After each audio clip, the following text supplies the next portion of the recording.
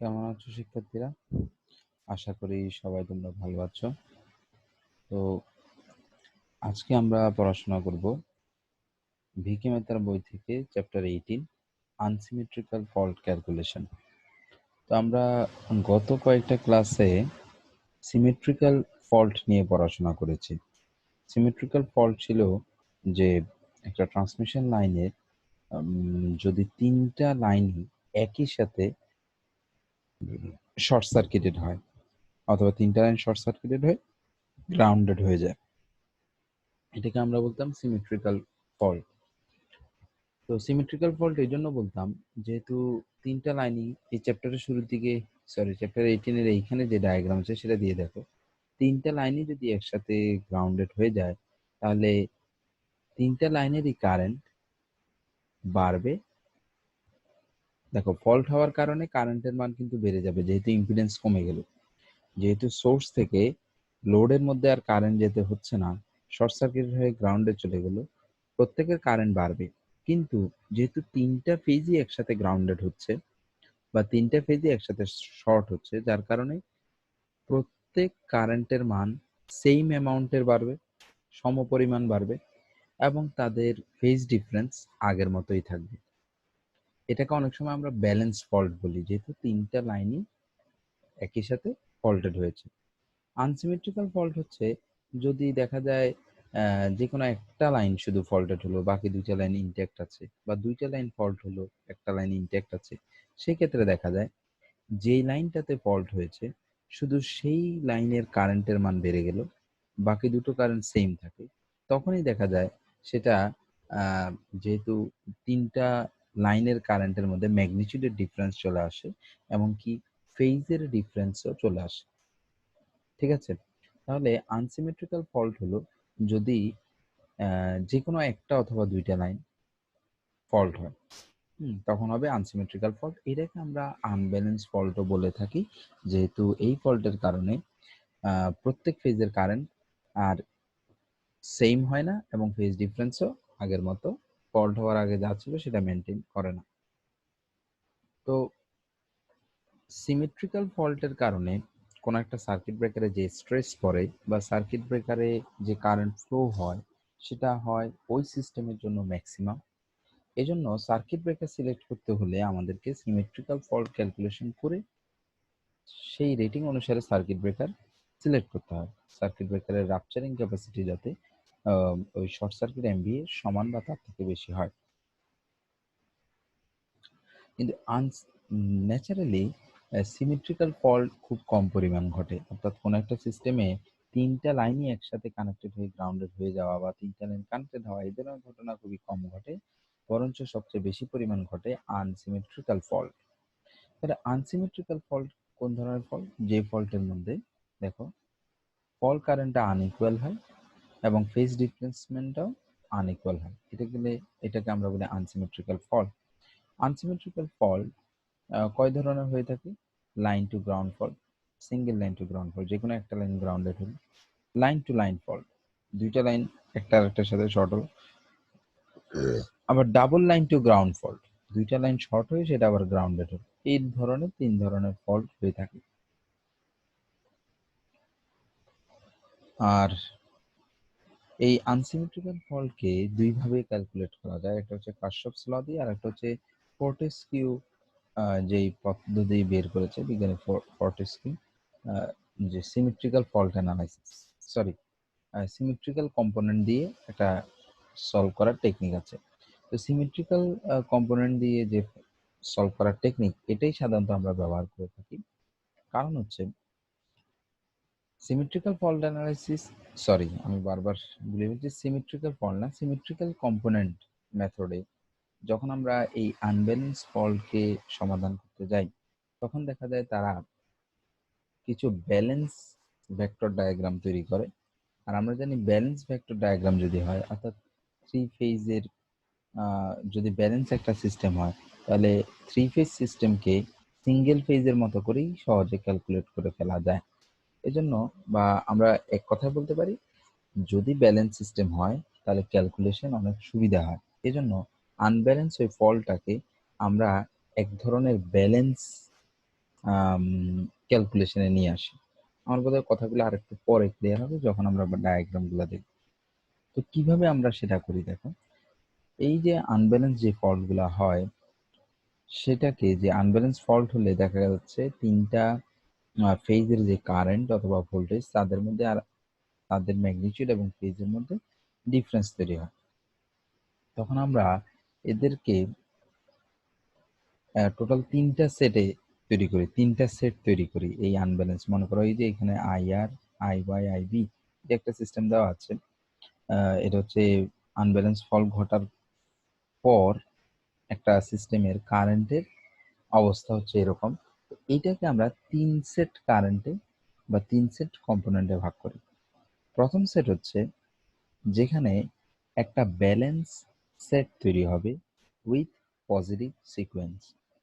Positive sequence বলতে সিস্টেমে fault ঘটার আগে বা সিস্টেমে ফল্ট ঘটার আগে যেই সিকোয়েন্স ছিল, সিস্টেমে ফল্ট ঘটার আগে যে সিকোয়েন্স ছিল সেই সিকোয়েন্সের একটা ব্যালেন্স সিস্টেম আমরা কল্পনা করি। তাহলে এখানে দেখো এটার সিকোয়েন্স কত হবে, আর ওয়াই বি। আমি ক্লাসে সম্ভবত তোমাদেরকে বলেছিলাম যে এই সিকোয়েন্সের ধারণা কিভাবে আসে। এটা হচ্ছে যদি তুমি এখানে একটা অ্যাক্সিসের মতো চিন্তা করো এবং এটা যদি অ্যান্টি ক্লকওয়াইজ যাচ্ছে, তো সবার আগে এই নীল অ্যাক্সিসকে টাচ করবে আর, তারপরে হচ্ছে ওয়াই, তারপরে ঘুরতে ঘুরতে টাচ করবে বি। এই জন্য এটার সিকোয়েন্স হচ্ছে আর ওয়াই বি। তাহলে আমরা এই টাইপের একটা দেখো I R one, I B one, I R Y one, I R one, I Y one এবং আই বি ওয়ান। খেয়াল করে দেখো তো, এই যে ফল্ট ঘটার পরে যে আনব্যালেন্স সিস্টেম এবং এই যে একটা ব্যালেন্স সিস্টেম আমরা এখানে কল্পনা করেছি, দেখো এদের ফেজ সিকোয়েন্স কিন্তু সেম, আর ওয়াই বি, আর ওয়াই বি। এখন এই যে পজিটিভ সিকোয়েন্স সেগুলার ভ্যালুগুলোকে আমরা ওয়ান সাবস্ক্রিপ্ট দ্বারা বোঝাই। ওকে, পরে আরও একটা সেট আমরা চিন্তা করি, সেটা হচ্ছে নেগেটিভ সিকোয়েন্স, অর্থাৎ ফল ঘটার আগে যে সিকোয়েন্স ছিল তার উল্টো সিকোয়েন্সে আরেকটা সেট চিন্তা করি, I R two, I Y two এবং আই বি টু। আর তৃতীয় আরেকটা সেট আমরা চিন্তা করি যা হচ্ছে ম্যাগনিটিউডে সব সেম হবে। এখানেও আচ্ছা আরেকটা জিনিস দেখো, এই যে ব্যালেন্স সিস্টেম মানে এটা আসলে বলা না বললেও চলে, যে ব্যালেন্স সিস্টেম মানে তো আমরা জানি ম্যাগনিটিউডও সেম থাকবে, ফেজ ডিফারেন্সও সেম থাকবে। দেখো আমরা কিন্তু এটা একটা ব্যালেন্স সিস্টেম এনেছি, এটা একটা ব্যালেন্স সিস্টেম। দেখো প্রত্যেকের ম্যাগনিটিউড সেম, অ্যাঙ্গেল 120 ডিগ্রি করে, ম্যাগনিটিউড সেম, অ্যাঙ্গেল 120 ডিগ্রি করে। আরেকটা হচ্ছে জিরো সিকোয়েন্স কম্পোনেন্ট, এদের মধ্যে কোনো ফেজ ডিফারেন্স নেই, সেম ডিরেকশনে থাকে এবং ম্যাগনিটিউড সেম থাকে। এখন হচ্ছে এই আমরা যদি I R one, I R two plus I R naught যোগ করি, তাহলে আমরা সেখান থেকে ক্যালকুলেট করলে আই আর পাবো। ঠিক আছে, I R one, I R two, I R naught যদি আমরা যোগ করি, তো সেখান থেকে আমরা আই আর পাবো। তো আমি দেখি তোমাদেরকে এটা, এই যে তিনটা যোগ করলে কিভাবে পাওয়া যায়, এটা কোনো ফিগার আমি দেখাতে পারি কিনা। তো এই ফিগারটা দেখলে সম্ভবত একটু ক্লিয়ার হবে যে আমরা একটা আনব্যালেন্স সিস্টেমকে এরকম তিনটা সেটে ভাগ করেছি। এই যে দেখো, V A one, V B one, V C one, V B two, V A two, V C two, V B two. আমি খেয়াল করো, আমি যদি এদেরকে অ্যাড করি, অ্যাড করলে কিন্তু আমি আনব্যালেন্স ফরম্যাটটা পাবো। কিরকম দেখো, প্রথমে ভিএ ওয়ান, এবার ভিএ ওয়ানের সাথে ভিএ টু যোগ করব, তাহলে ভিএ ওয়ানের একদম শেষ প্রান্ত থেকে ভিএ টুর সমান্তরালে ভিএ টু আঁকলাম, ভিএ টুর শেষ প্রান্ত থেকে আবার ভিএ নট আঁকলাম, যে ভিএন। এবার এই যে স্টার্টিং মানে মূল বিন্দু থেকে শেষ প্রান্ত পর্যন্ত অ্যাড করলে আমি পেয়ে যাবো ভি। সিমিলারলি আমি যদি ভিবি টু থেকে হিসাব করি, যেটা আমাদের positive sequence, sorry V B one, এই ভিবি ওয়ানের পরে আমি যোগ করবো V B two, V B two direction অনুসারে, তারপর হচ্ছে V B naught, V B naught starting থেকে দাদা। তাহলে দেখো ভিএ, ভিবি, দেখো তো ভিএ এবং ভিবির মাঝখানে কি 120 ডিগ্রি অ্যাঙ্গেল আছে? না। তারপর দুইজনের ম্যাগনিটিউড কি সেম? না, অর্থাৎ ওই যে আনব্যালেন্স ফল্ট হওয়ার পরে যে আনব্যালেন্স সেটা আসলে এখন চলে আসছে এবং একইভাবে ভিসি আমরা পাবো। তাহলে আমরা দেখতে পাচ্ছি যে যে সিমেট্রিক্যাল কম্পোনেন্টে আমরা ভাগ করি একটা আনব্যালেন্স ফল্ট হওয়ার পরে আনব্যালেন্সের এই কম্পোনেন্টগুলোকে যে সিমেট্রিক্যাল কম্পোনেন্ট ভাগ করি তাদেরকে আবার যোগ করলে ওই আনব্যালেন্স ফল্টটা পাওয়া যায়। সো এখন এখানে দেখো আমরা কিভাবে সেগুলোকে বুঝে। পজিটিভ সিকোয়েন্স হলে শেষে লিখে দেই সাবস্ক্রিপ্ট হিসেবে 1, নেগেটিভ হলে লিখি 2, আর জিরো সিকোয়েন্স হলে লিখি 0। এবং আমরা যেটা বলেছি যে ফেজ কারেন্টগুলো হচ্ছে এই তিনটার বা লাইন কারেন্ট হচ্ছে এই তিনটার যোগফলের সমান, ওই যে সিমেট্রিক্যাল কম্পোনেন্টের যোগফলের সমান। এখানে কিছু জিনিস বলেছে যে আমরা পজিটিভ হলে 1, নেগেটিভ হলে 2, জিরো হলে 0 লিখি, জিরো সিকোয়েন্স হলে। আর এই যেহেতু দেখা যাচ্ছে যে এই যে IR1, IY1, IG1 এটা একটা ব্যালেন্স সিস্টেম গঠন করে, সিমিলারলি নেগেটিভ সিকোয়েন্সেরটাও একটা ব্যালেন্স সিস্টেম গঠন করে। এটাতেও দেখা যায় যে তাদের ম্যাগনিটিউড সেম, এই জন্য আমরা এটাকে অনেক সময় আনব্যালেন্স সিস্টেমের সিমেট্রিক্যাল কম্পোনেন্ট দিয়ে বলি, এভাবেই তো বলি আসলে। সিমেট্রিক্যাল কম্পোনেন্ট থিওরি এটা কারেন্ট ভোল্টেজ সব জায়গাতেই অ্যাপ্লাই করা যাবে এবং ফেজ ভোল্টেজ লাইন ভোল্টেজ সব কিছুতে অ্যাপ্লাই করা যাবে। সিমেট্রিক্যাল কম্পোনেন্টের যেটা একটা বেসিক জিনিস, সিমেট্রিক্যাল কম্পোনেন্টের কিন্তু বাস্তবিক কোনো অস্তিত্ব নেই। অর্থাৎ তোমাকে যদি আমি একটা ভোল্টমিটার দিয়ে দিই অথবা অ্যামিটার দিয়ে দিই আর বলি যে এই সিস্টেমের মধ্যে আনব্যালেন্স ফল্ট ঘটেছে, তুমি সিমেট্রিক্যাল কারেন্টটা বের করে দেখাও, পজিটিভ সিকোয়েন্স সিমেট্রিক্যাল কারেন্ট মনে করো IR1 বের করে দেখাও অ্যামিটার দিয়ে, এটা কখনো পসিবল না। কারণ এই জিনিসগুলো আমরা ম্যাথমেটিক্যালি কল্পনা করে নিয়েছি। হ্যাঁ, ফিজিক্যালি কিন্তু কারেন্ট ফ্লো হচ্ছে ফেজের মধ্যে বা লাইনের মধ্যে IR, IY, IB, এই তিনটা আমরা অ্যামিটার দিয়ে পরিমাপ করতে পারবো। কিন্তু IR1, IR2, IR0 এগুলো কোনো অ্যামিটার দিয়ে মেজার করা যাবে না। এটা একটা ম্যাথমেটিক্যাল কনসেপ্ট, আমরা জাস্ট হিসাব করে নিয়েছি। এই কনসেপ্টে করলে আমরা খুব ইজিলি ম্যাথটা সলভ করে ফেলতে পারি বা সমস্যাগুলো সমাধান করতে পারি। এই আরটা হচ্ছে ব্যালেন্স সিস্টেম যদি হয়, ব্যালেন্স সিস্টেমে শুধু পজিটিভ সিকোয়েন্স কম্পোনেন্টটাই থাকে, এই যে নেগেটিভ সিকোয়েন্স এবং জিরো সিকোয়েন্সের আনব্যালেন্স কম্পোনেন্ট এগুলো আর থাকে না। এবার একটা অপারেটর এ নিয়ে আমরা আলোচনা করি। হচ্ছে এর আগে আমরা যে অপারেটর বলেছি, যে অপারেটর ছিল কোন একটা ভেক্টরের সাথে গুণ করলে ওই ভেক্টরকে 90 ডিগ্রি অ্যান্টি ক্লকওয়াইজ ঘুরাই ফেলতো। ঠিক আছে, তো এটা হচ্ছে যে অপারেটরের কাজ। যদি কোনো ভেক্টরের সাথে গুণ হয় তাহলে সেটা ওই ভেক্টরকে 90 ডিগ্রি অ্যান্টি ক্লকওয়াইজ ঘুরাই ফেলে। এই অপারেটর হচ্ছে যে এর মতো একটা অপারেটর, জাস্ট এর অ্যাঙ্গেল হচ্ছে 120 ডিগ্রি, অর্থাৎ কোনো একটা ভেক্টরের সাথে গুণ হলে 120 ডিগ্রি অ্যাঙ্গেলে সেটা ঘুরাই ফেলে। এই জন্য এই আইকে আমরা লিখতে পারি আই অ্যাঙ্গেল অফ 120 ডিগ্রি। এটাকে এভাবে লিখতে পারি i cos 120 degree plus j sine 120 degree. এটাকে বলে ইউলার ফর্মুলা। এই অ্যাঙ্গেল থিটাকে আমরা অনেক সময় e to the power j theta লিখি, আর e to the power j theta মানে হচ্ছে cos theta plus j sine theta, যেটাকে আমরা ইউলার ফর্মুলা বলে থাকি।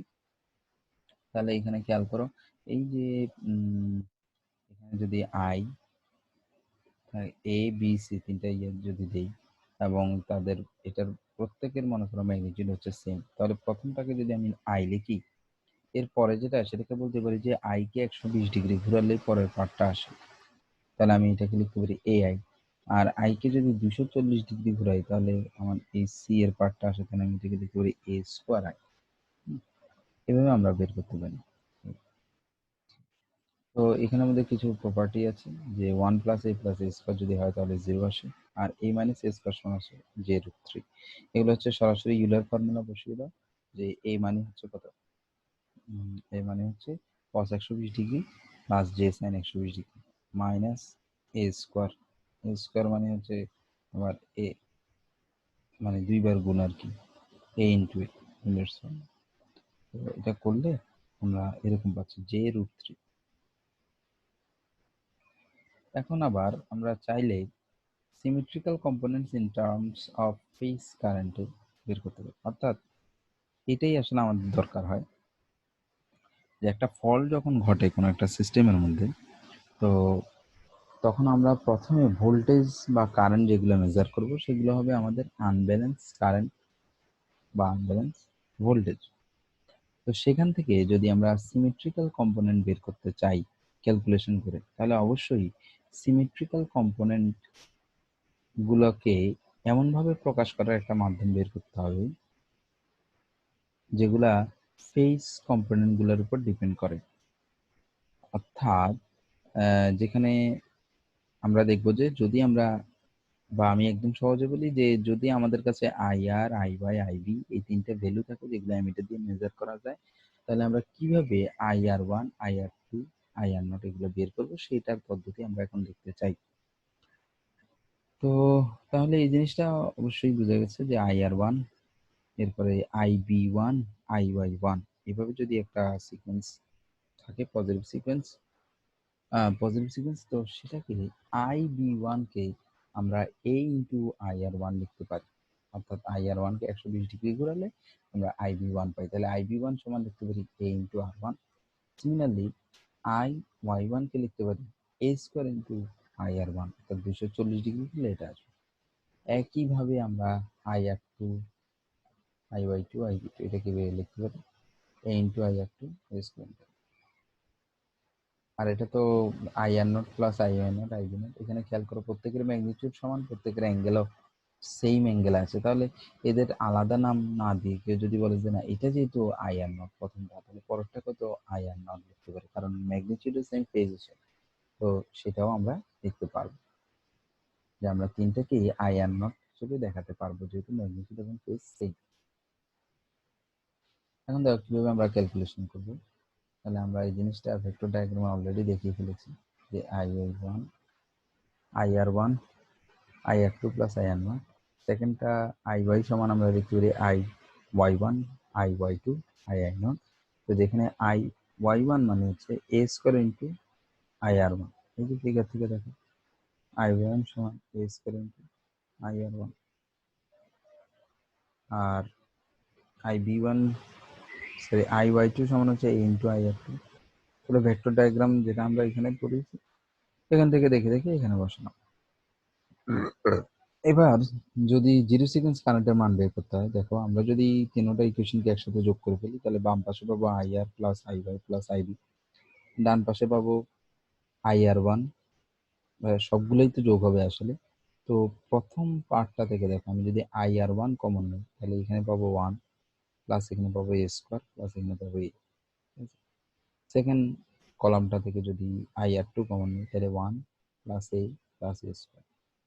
তৃতীয় কলাম থেকে IR0 plus IR0 plus IR0, তাহলে 3IR0। কারণ 1 plus A plus A square একটু আগে বলেছি 0, তাহলে আমাদের ডান পাশে থাকছে 3I0, এদিকে হচ্ছে IR plus IY plus IB। তাহলে এখান থেকে ইজিলি IR0 সমান বের করা যাবে। IR0 ইকুয়াল হবে 1/3 into IR plus IY plus IB। অর্থাৎ যদি ফল্ট হওয়ার পর ফেজ কারেন্টগুলো আমাদের জানা থাকে IR plus IY plus IB, এই তিনটে ফেজ কারেন্টকে ভেক্টোরিয়ালি যোগ করে 3 দ্বারা ভাগ করলে আমরা জিরো সিকোয়েন্স কারেন্টের মানটা পেয়ে যাব, তার অ্যাঙ্গেলটাও পেয়ে যাব। আশা করি তোমরা বুঝতে পেরেছো জিনিসটা। এবার পজিটিভ সিকোয়েন্স যদি আমরা বের করতে চাই, তাহলে সমীকরণ 2 কে A দ্বারা গুণ করতে হবে আর 3 কে A স্কোয়ার দ্বারা গুণ করতে হবে যদি পজিটিভ সিকোয়েন্স কারেন্ট আমরা বের করতে চাই। তাহলে সমীকরণ 2 কে A দ্বারা আর সমীকরণ 3 কে A স্কোয়ার দ্বারা আমরা গুণ করি। তো যখন আমরা এটাকে A দ্বারা গুণ করব, আর তাহলে আমরা বাম পাশেরটা যোগ করলে সমীকরণ, তাহলে এদিকে পাবো IR, এটাকে তো A দ্বারা গুণ করেছি মানে পুরো ইকুয়েশনকে, তাহলে এখানে পাবো AI1, এখানে পুরো ইকুয়েশনকে গুণ করেছি A স্কোয়ার দ্বারা, তাহলে এটাকে পাবো A স্কোয়ার ইন্টু IB। তিনোটা বাম পাশে যোগ হয়ে গেল। ডান পাশে কি হবে, প্রথমটা IR1 এটা ঠিক আছে, পরেরটাতে আমরা কত A গুণ করেছি, তাহলে A কিউব মানে কত, A কিউব মানে 1, A কিউব মানে 1। তো এটা এখানে এভাবে লিখেছি, দেখো কমন নিয়ে নিয়েছে, IR1 হলে 1 plus A cube plus A square, IR2 হলে 1 plus A square plus A two the power 4, IR0 হলে IR0 হলে 1 plus A into IR0 plus A square into IR0। ঠিক আছে, মানে আমরা সমীকরণ 2 কে A দ্বারা গুণ করেছি, 3 কে A স্কোয়ার দ্বারা গুণ করেছি, তারপর যোগ করলাম। তাহলে এই a কিউব মানে 1, a কিউব মানে 1, তাহলে আমরা লিখতে পারি 3ir1। এদিকে a টু দি পাওয়ার 4 মানে কত?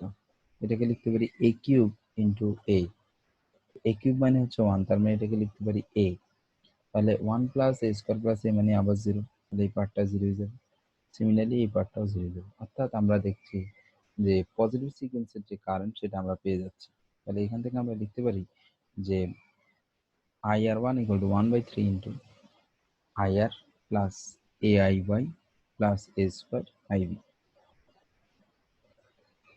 এখন এটা আমরা আর ফেজ, যেহেতু তিনটা ফেজের মধ্যে আর আছে, ওয়াই আছে, বি আছে, তো এখানে আমরা আর ফেজের জন্য চিন্তা করতেছি।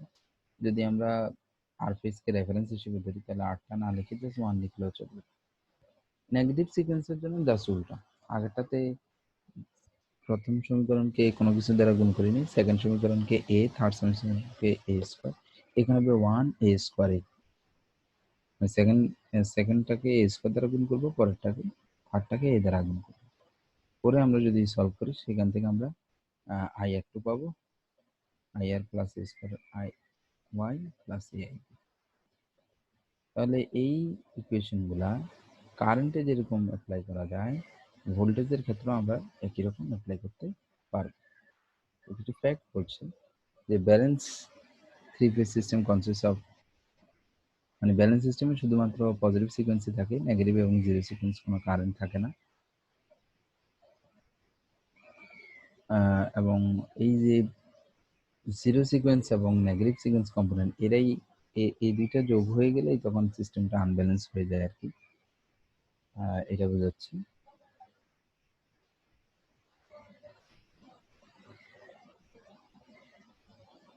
আরেকটা হচ্ছে vector sum of the positive and negative sequence currents of an unbalance three phase system is 0। Positive এবং নেগেটিভ সিকোয়েন্স কারেন্টসের যোগফল যদি আমরা করি তাহলে 0 আসবে। The resultant solely consists of 3 zero sequence current। তার মানে হচ্ছে আমরা যদি সব যে যে রেজাল্টগুলো আমরা পেয়েছি সিকোয়েন্সের কারেন্ট সবগুলোকে যদি যোগ করে দিই, মানে ir1 iy1 ib1 plus ir2 ib2 ry2 iy2, এভাবে যদি সব সিরিয়ালে যোগ করে দিই তাহলে শুধু এই দুইটা জিরো সিকোয়েন্সের কম্পোনেন্টগুলো থাকবে। যেহেতু পজিটিভ সিকোয়েন্স আর নেগেটিভ সিকোয়েন্স একটা আরেকটার সাথে জিরো হয়ে যাবে, শুধুমাত্র এই জিরো সিকোয়েন্স কারেন্টগুলো। আর জিরো সিকোয়েন্স কারেন্টের মান যে এটা তো আমরা পেয়েছি। কেন? এই যে দেখো জিরো সিকোয়েন্সের কারেন্ট আমরা এখানে কি পেয়েছিলাম, আই নট সমান 1/3 ir plus iy plus ib। তোমাদের মনে আছে একটা থ্রি ফেজ সিস্টেমে যদি ওয়াই কানেক্টেড সিস্টেম হয়, সেটা যদি নিউট্রাল থাকে, তবে নিউট্রালের মধ্যে দিয়ে যে কারেন্ট যায় সেটা হচ্ছে তিন ফেজের কারেন্টের সমষ্টি, অর্থাৎ ir plus iy plus ib, এই কারেন্টটা আসলে নিউট্রালের মধ্যে দিয়ে যায়। একটা ব্যালেন্স সিস্টেমে এই তিনটা কারেন্টের যোগফল 0 হয়, যার কারণে ব্যালেন্স সিস্টেমে জিরো সিকোয়েন্স কারেন্টও 0। আর যদি আনব্যালেন্স সিস্টেম হয় তখন অবশ্যই নিউট্রালের মধ্যে দিয়ে এই তিনটার যোগফলের অ্যামাউন্ট একটা নির্দিষ্ট অ্যামাউন্ট হবে, সেটাকে 3 দ্বারা ভাগ করলে আমরা জিরো সিকোয়েন্স কারেন্ট পাবো। এই জন্য এই ir plus iy plus ib এটাকে আমরা কারেন্ট ইন নিউট্রাল ভ্যালু লিখছি, সেটাকে 3 দ্বারা ভাগ করলে জিরো সিকোয়েন্স কারেন্ট আমরা পাবো, এটা আমরা বলছি। আর হচ্ছে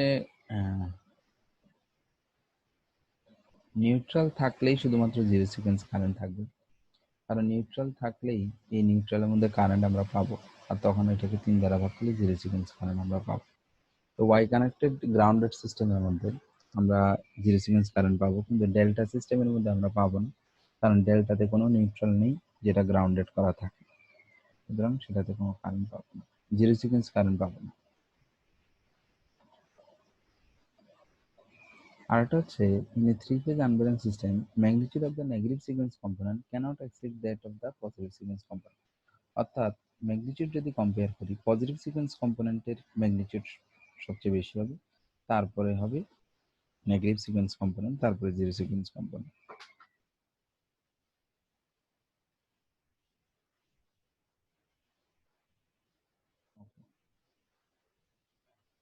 তো মোটামুটি আজকে এতটুকুই। আগামী ক্লাসে আমরা এই রিলেটেড কিছু প্রবলেম নিয়ে আলোচনা করব।